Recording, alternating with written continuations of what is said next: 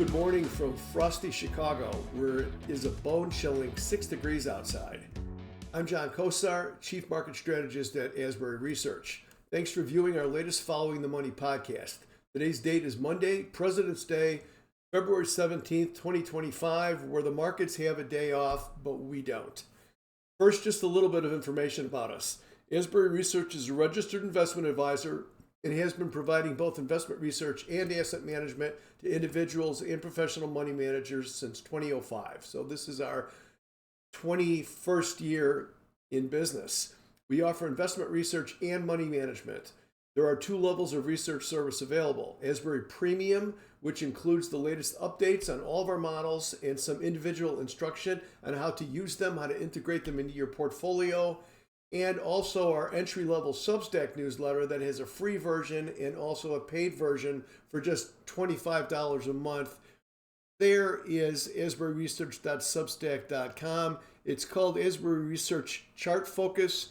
We have our own quantitative model specifically for Asbury Research Chart Focus that we're going to get to a little bit later in the video today. But most of our work today and what we talk to you about is going to be from the premium service. Finally, we are now also providing access to our Asbury Research models and model portfolios to other RIAs as a third-party money manager. You could learn more about our 4 model portfolios by contacting us here. Simply go to the Contact tab and enter a little bit of information after you click the tab and what you're interested in, what type of an investor you are, and we will get back to you with the information that you need. In today's podcast, we're going to be taking an updated look at global equity markets with a focus on the U.S. via our own data-driven models and some recent research. We're also going to give you a look at some key charts that we think will be particularly important to pay attention to in the weeks ahead as we try to determine just how much more upside this bull market has now that it has already risen by 75% since October 2022, which is just a little bit more than 2 years ago. As you can tell, I'm an older investor, and the reason that I'm bringing up how far we've gone so fast in terms of the S&P 500 up by 75% in just 27 months is because there's going to be a downside to that. The market is basically a mean reversion animal where it may pull away from the mean and streak higher as it's doing right now, but it ultimately comes back to the mean.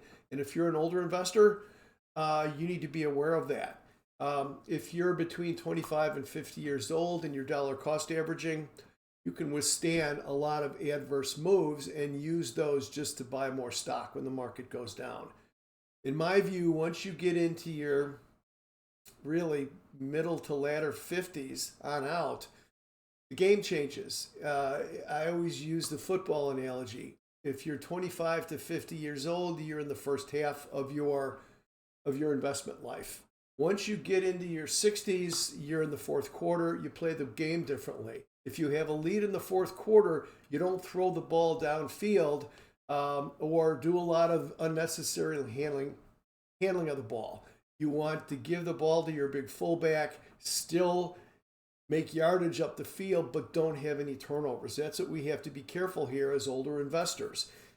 If, or I should say when, the ultimate correction or major downtrend occurs as a result of this overextension, it's going to be nasty and it's going to be big, more than likely. I can't see the future and nobody else can, but as older investors, we need to protect our fourth quarter lead, and that's what a lot of our models are meant to do. The first one we're going to look at is our Asbury 6. So we're going to go here to the Research Center. Asbury 6 is 6 indicators that we have back tested right here to act as a daily health check of the market. I speak in metaphors. I think it's easier for people to understand. The Asbury 6 it's akin to when you go for your annual doctor's checkup, your annual physical, and he may see you walk in the door and your hair is combed and you have nice clothes on and make a guess on what your health might be. Then he sits you up on the bench and he starts to check your pulse and your blood pressure and listens to your heart and lungs, does your reflexes. Now he gets a better under the hood indication of what your real health is and not just what you look like today. That's specifically what this is. We took my favorite tactical indicators that I've been using for 40 years and we started to back test them in sets of 3 and sets of 7. And we ended up with 6 that worked really well because they're different from each other. So if 1 or 2 indicators is not having a good week, no indicator that I've ever come across or anybody else that I know works all the time. There are certain environments that certain indicators fail. So we have 6 here. We've got the rate of change in the S&P. We have relative performance, investor asset flows, volatility, trading volume, and market breadth. Together, these have been a really good data-driven gauge of the U.S. stock market's internal health. Here are the signals over the past year. Let's have a look at that. This is active. This is an active metric. This is not really meant to be a model, although we have back tested this going back to 2017, and we found that it has stuck like glue to the S&P 500, but with about a 13.6% maximum drawdown instead of a 34% maximum drawdown for the S&P. That was all during COVID. But you can see it does a reasonably good job of letting you know where the tactical tops and bottoms are. We are currently on a green signal, a positive signal as of January the 17th. You see that here. We're positive as of January the 17th. 4 or more of these metrics have to be green in order to maintain a positive bias. When this turns to negative, 4 or more of these will turn red. And that's when we'll know that the patient is starting to get sick and we need to be on our toes. But for right now, we are positive. As long as the A6 remains positive, we're going to remain tactically bullish on the market. The next one we're going to look at is our CEF model. And CEF, we're going right into the research center here. Our CEF model is a completely data-driven sector rotation model. It was created to quantitatively identify long/overweight opportunities in U.S. market sectors by following the money as it moves around the 11 sector spiders, or if you add them together, if you add all of these percentages that I'm pointing to here, it equals 100%. So these are 11 different slices of the pie of various sizes.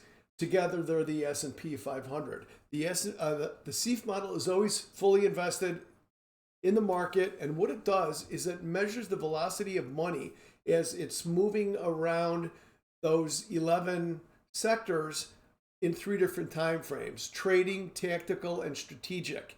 And the fastest money moving in has the lowest score. So heading into next week, the fastest money moving into the market was into technology because it's ranked number 1. The second fastest was in communication services, XLC, because it's ranked number 2. Where was the money coming from? It was coming from healthcare, number 10, and financials, number 11, which was where the money was leaving the fastest and the second fastest. You add all these scores together and we have a ranking number here, which is based on the composite score of all 3 time frames. So right now, communication services, XLC, has a composite ranking of 6 because we've got 2s all the way across the 3 time frames.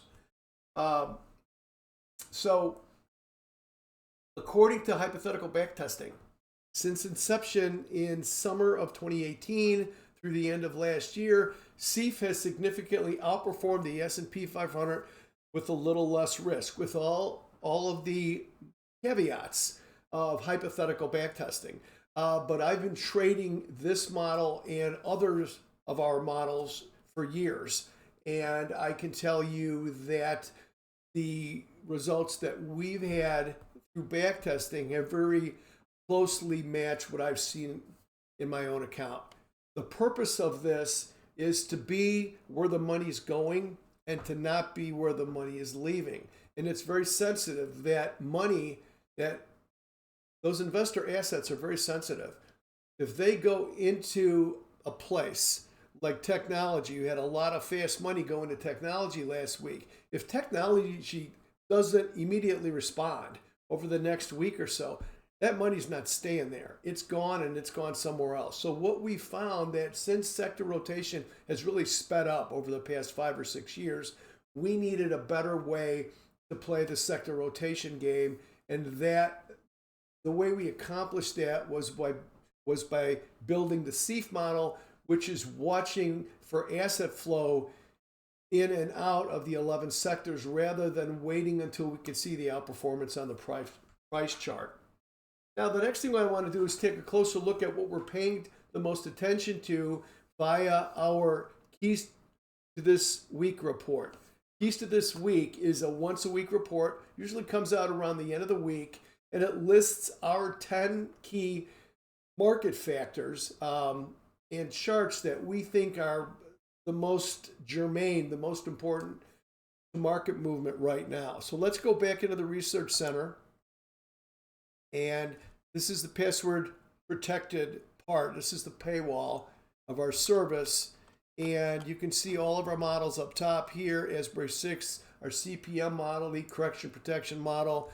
This is our models monitor, which is a composite look at all of our ideas and all of our signals from our models, all of our individual stock ideas, ETF ideas. Those are here. We have ETF trade ideas. We have our CART model and our US versus the world model. We're going to look at US versus the world in just a minute, but let's scroll down to Keys to This Week. So this was published on Friday morning. And let's look at those top 10. This is the S&P 500. We like to know where the levels are so we can determine what the risk reward is. So our subscribers they can figure out what the risk for them is to either get into the market or get out of the market. 6,100 is the intraday high that we made on December the 6th. It's right here. And you can see we had multiple, 1, 2, 3, 4 other times, January 24th and 3 more after that. Actually, this is the 4th time now, as of Friday, that we've eked out a close above 6,100. Will it hold or not? We don't know. But the more time that 6,100, the more days that we have close up above 6,100, the stronger the breakout becomes. Right now, we're just feeling our way towards a breakout. We're not there yet. Primary support next week, we believe, is the 50-day moving average. You could see, with few exceptions, 50-day moving average has really been a kind of a moving trend line to determine what the minor trend is. That's at 60.07. If that's broken, especially if it comes with the Asbury 6 turning 4 or more red or negative, currently 6 green, 4 or more, the A6 go to red, and we break 60, let's call it 6,000, that's going to suggest to us, that we've gone into a corrective phase of some kind, and that would take us down to the next support level, which is the October 2023 uptrend here in green, and the low from January the 13th, which is about another 3%, 3.5% below the market, below 60.07. The next chart pattern in the NDX. The NASDAQ 100 is the smaller index with bigger stocks in it. This is the top 100 tech stocks according to market cap. And we had this nice rise here from August of last year up until the middle of December. And then the market started drifting sideways, indicating investor indecision. We broke out of that indecision at the end of last week. It targets a move up to 23,300, which is about another 5 or 6% higher than Friday's close. But in order to keep the breakout intact, NDX has to stay up above 20,815. That's the upper boundary of the investor indecision area. This is another NASDAQ chart. This is relative performance. Normally, or in a healthy bull market, there's always exceptions to everything in the stock market, but in a normal, healthy bull market, you're going to get your leadership from tech and or semiconductors. So this is big cap tech again. This is NDX. This is NDX's daily relative performance chart since August of last year versus the S&P 500. You can see NDX started outperforming SPY, or the S&P 500, in the latter part of October, tested it here a couple of times in November, tested it again in January. It's still outperforming. This is really important to the overall health and sustainability of this overextended uptrend that we're looking at in the S&P 500. As long as NDX is outperforming on a quarterly basis, which is 63 days, that's the leadership that we believe the market needs to keep going higher. Here, of course, is our Asbury 6, and as we showed earlier, all 6 are green. Volume is very important. Volume indicates urgency. So this is the NYSE cumulative volume index. There's a lot of different ways to look at volume. You could look at volume in its raw state, which to me is very hard to read. You could look at a cumulative volume metric, like on balance volume is one, CVI here is another. Here's the takeaway. With the exception of a little wiggle here in the beginning part of January, since the beginning of the year, let's say, CVI, or cumulative volume, has been expanding above its 21-day moving average to indicate monthly expansion. This means a trend of monthly urgency to buy. You can see that trend was tested a bunch of times here over the past week or two, and now it's starting to strengthen again. As long as that keeps strengthening and keeps in a trend of monthly expansion, it shows that the market has the urgency that it needs to keep going higher. The broad market, the S&P. If this fails, like it did here between the middle of December and the beginning of January, we're going to have a correction. We don't know how big the correction is going to be, but that will indicate that the market has lost the urgency to buy, and that's kind of a death knell for the market, at least for the short term. This is volatility. This is the futures market version of the VIX, VXX. When the VIX is below its 21-day moving average, the market generally likes that and goes higher. It shows that the market is complacent. It's not fearful. We had this period here from November 5th to December 16th where it was underneath. We had a nice move higher. Spiked up here in middle December to middle January. We had problems in the S&P up here. Right now, it's just barely below its 21-day moving average, which is at 43.06. The name of this, by the way, is called the iPath Series B S&P 500 VIX Short-Term Futures ETN. It's a mouthful. This is an indicator that we like to look at. If it starts trending above 43.06 over the course of the next week or so, market's getting scared. We're probably going to have at least a stall in the trend and maybe a bearish reversal. This is the relative performance of SPY versus AG, which is stocks versus bonds. AGG is the aggregate bond ETF. As long as stocks are outperforming bonds on a 63-day quarterly basis, as they've been since September the 18th, the market is acting how it acts when it's healthy, when it's in a sustainable uptrend. Note these tests here that we had in early January and early February.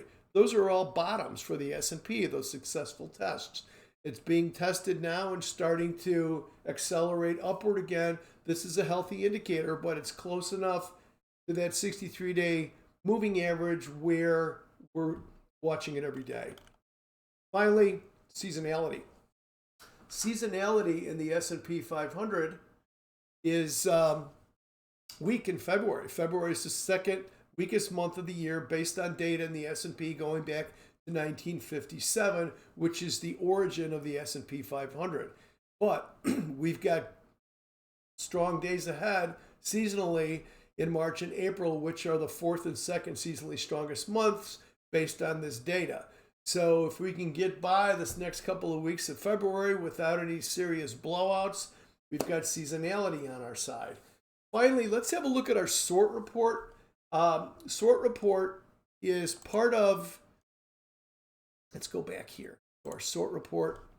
Sort report is part of the Asbury Research Chart Focus. It's our entry-level service. Again, we have a free version here, and we also have a $25 a month version. The sort report is a part of the $25 a month version. And what we've done here is, and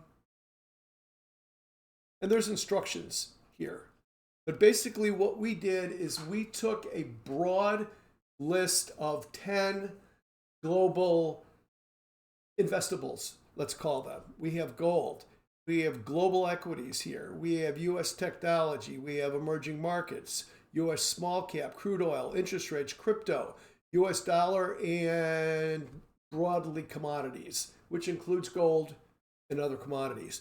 And what we've done is we have sorted them by positive trend, and we have our own in-house metrics that we use for this, kind of our secret sauce, but we use trend and relative performance and money flows, which you see here, trend, relative performance, and money flows.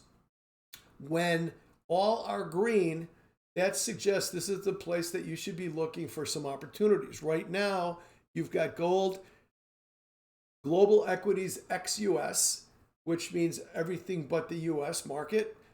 We have some ideas here, actually, that I'm not going to get to today, but we've been long overweight Germany, Italy, and others for about a month, and all of them are outperforming the S&P 500 and have pretty much took off by a shot. And that was a result of being able to find out that it was a good place to look for opportunity, according to the sort report. So right now, gold, global equities ex-US, US technology, we just talked about the NDX, that's outperforming, and it broke out of a pattern. And then we also have EM, emerging markets. People have been talking about buying emerging markets for 2 years, ad nauseum for me. It's been underperforming for 2 years. It's not anymore. It's starting to outperform. How do we know? Because quantitatively, we know by looking at the sort report, which is updated twice a week here on Asbury Research Chart Focus. We know that quantitatively we have trend, we have relative outperformance, and we also have asset flows. Those are the three legs of the stool for us in order for opportunity. So I just wanted to touch on this and give you 4 more ideas of where to look for opportunities as we look towards going into the spring. So there you go. That wraps up our latest Asbury Research Following the Money podcast. Our next Following the Money is tentatively scheduled for Sunday, March the 2nd. For those who like our approach to investing, I'm going to be interviewed this upcoming Wednesday, February 19th, on the Schwab Network's Morning Trade Live with host Oliver Rennick, about 9:15 Chicago time, 10:15 New York time, Eastern time. For questions or info on any of the research models and model portfolios that we showed you today, you can contact us via the contact tab, which is right here, right at the top of asburyresearch.com. And don't forget to like and subscribe if you're in Chicago. Stay indoors, stay warm. We'll see you in 2 weeks. Thanks for watching.